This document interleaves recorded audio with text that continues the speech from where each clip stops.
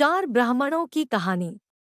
एक दिन महात्मा व्यास जी ने अपने शिष्यों से कहा, बच्चों, अब आपकी शिक्षा पूर्ण हो गई है।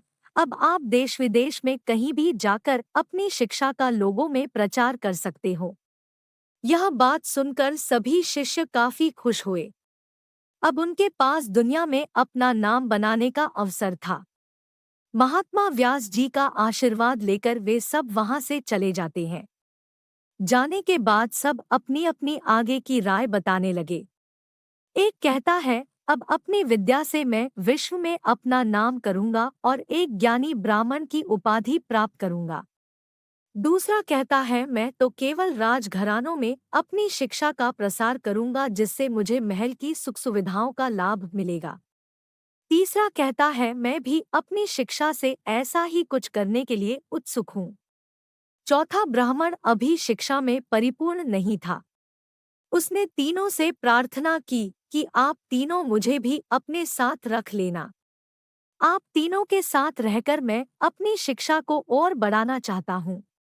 लेकिन तीनों अहंकारी ब्राह्मणों ने उसे अपने साथ रखने से साफ इनकार कर दिया और कहने लगे, तुम हमारे साथ रहोगे तो हमारा अपमान होगा, तुम्हें अभी कुछ नहीं आता। तब चौथे ब्राह्मण ने हाथ जोड़कर उनसे कहा, आप मुझे अपने साथ मत रखो, किंतु एक नौकर के रूप में तो रख सकते हो। नौकर के नाम से वे खुश हो गए और उसे अपने साथ रखने को तैयार हो जाते हैं। चलते चलते वे एक जंगल में पहुंचे, जहां उन्होंने देखा एक मृत जानवर की हड्डियां रास्ते में पड़ी थी।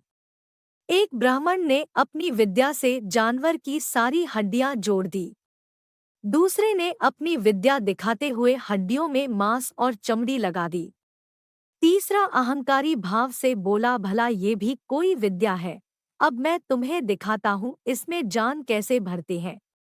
उसकी बात सुनकर चौथे ब्राह्मण कहता है, कृपया ऐसा न करे, न जाने यह किस जानवर का ढांचा है और इसका क्या परिणाम निकले। तीनों ब्राह्मणों को उसके इस कथन पर बड़ा गुस्सा आया और उन्होंने कहा, एक नौकर को ज्ञानियों के बीच में बोलने की आज्ञा नहीं है।